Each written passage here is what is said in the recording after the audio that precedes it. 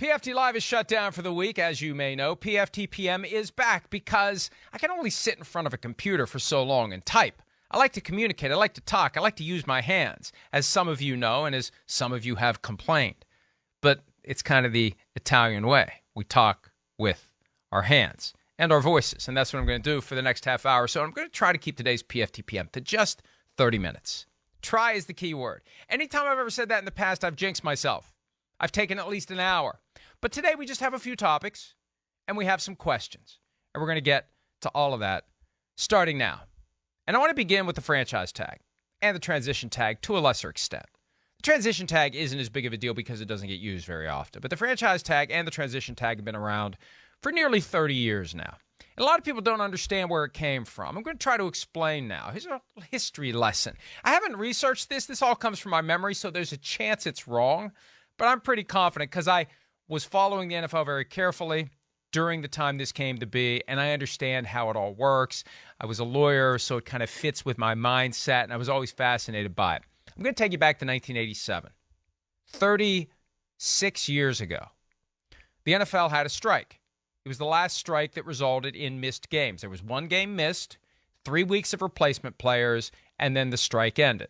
Well, when the strike ended, things didn't just go back to the way they were. What happened along the way is the union shut down. The union went away. The NFLPA was gone.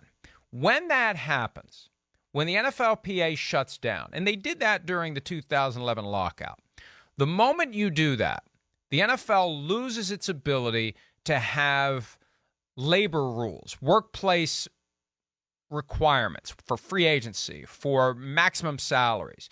Anything that the various teams of the NFL agree to becomes an antitrust violation because these are independent businesses, and that's been established over the years.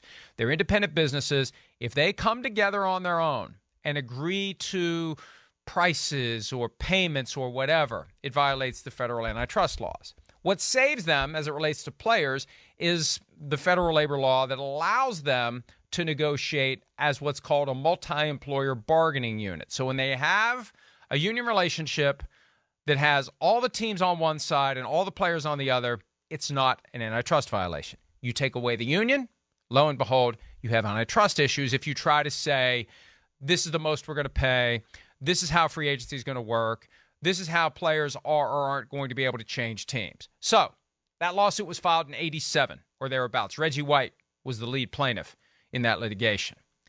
The lawsuit played out. The NFL tried different things to placate the players, to correct the antitrust violations that were happening. There were different types of free agency available. Plan B was popular back in the late 80s and early 90s. That would allow some players every year to move teams if their contracts expired. There were players you protected, and there were players who were left unprotected. They could move teams. Jack Del Rio, for example, was a fairly high-profile Plan B free agent before the current CBA came into being. The current CBA, actually the predecessor of the current CBA, was negotiated in 1993. That included this franchise tag concept, franchise tag, transition tag, salary cap. Real free agency, but every team has the ability every year to take one player whose contract had otherwise expired and apply the franchise tag or the transition tag. Franchise tag, if you use it, non-exclusive version, the lower level, it allows another team to talk to the player, maybe sign the player to an offer sheet, and if the player's signed to an offer sheet and the current team doesn't accept it, 2 first-round draft picks are the compensation. And you have to have your next 2 first-round draft picks. The draft pick's assigned to you. The Dolphins, for example, can't talk to any non-exclusive franchise tag players this year because they don't have their first-round draft pick. It was lost as a result of the Sean Payton, Tom Brady tampering episode. The Saints can't do it because they traded theirs away. The other teams can. And that's how it plays out. Now, it doesn't happen very often that a player changes teams that way. What will happen is maybe he gets traded. Jared Allen is an example of a guy who was franchise tagged by the Chiefs. The Vikings traded a first-round pick and a third-round pick for him instead of signing him to an offer sheet. So trades can happen. Trades are more likely than a team giving up 2 first-round picks. And a lot of it depends upon where that first-round pick comes from. I made this point yesterday. The Falcons or the Panthers with a top 10 first-round pick, if they want Lamar Jackson, maybe they work out a trade instead of signing him to an offer sheet because you're giving up a top 10 pick. Whereas there could be a team in the 20s that signs him to an offer sheet, and it doesn't matter that there's a gap, a significant gap potentially between a team in the top 10 and a team in the bottom 10, it's still a first-round pick. There's no measurement as to which level it lands. So trades are possible, and sometimes trades are more advantageous for everyone involved. The transition tag, the cousin to the franchise tag, it basically gives a team a right to match with no compensation of any kind. It gets used rarely, but it's still a device that's available if you're a team that just wants to let the player find out what's out there. Go see what your market is, and we reserve the right to match whatever offer is made. Now, the problem is you could have a team that crafts an offer a certain way that makes it difficult, if not impossible, to match from a cap standpoint or whatever. And if you may remember, back in 2006, the Seahawks and the Vikings get into a back and forth over Steve Hutchinson and then Nate Burleson.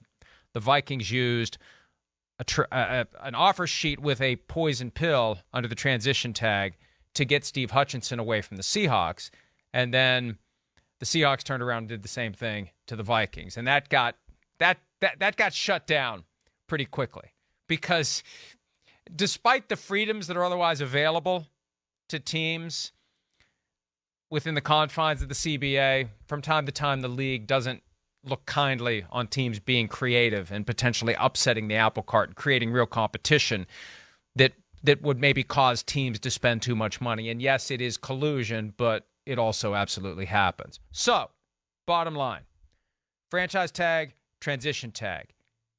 Every team has one or the other every year. Can't do both, can do one or the other. It applies to a guy who's going to become a free agent, and there's a 2-week window for using it. Now, we've said in the past, the 2-week window doesn't matter. All that matters is the deadline. It's a deadline-driven business. March 7, 4 p.m. Eastern, that's the last moment to use it. However, with all that said, sometimes teams will do it strategically, because we got the combine coming up next week in Indianapolis. That's where tampering reaches a fever pitch. If you're a team that is kind of on the fence about whether or not to use a franchise tag on a guy, if you decide to do it and you plant that flag before Indy, it's a message to any other teams out there that they're wasting their time if they try to put ideas in the agent's head about how much money is going to be available in free agency. Everybody knows players are going to be tagged. And I think sometimes teams do it before they fully focus on the scouting combine, so they don't get themselves into a spot where maybe they're up against the deadline and maybe they screw something up. I mean, there's always a chance when you get up against that final deadline, there's going to be some mistake. We've seen examples like that over the course of the years. If you're going to do it and you know you're going to do it, just go ahead and do it. And once you do it, you can still negotiate long-term contract with the player. You have until July 15. After July 15, he can only sign a one-year deal. And remember this, once a guy's been franchise tagged, he's not under contract. He's not required to show up for anything. And we've seen players over the years show up as late as just before week 1 and get the full amount of their franchise tender. Once they accept it, they get it, and it's fully guaranteed. The only risk in not accepting it is that it can be rescinded. And we've seen that happen 3 times in the last 20 years. Jeremiah Trotter of the Eagles, Andy Reid, at the time, stripped it in June, and he signed with Washington. Corey Simon in 2005. I'm getting my decades, not just years, but I went in the business in 95. Corey Simon in 2005 with the Eagles again.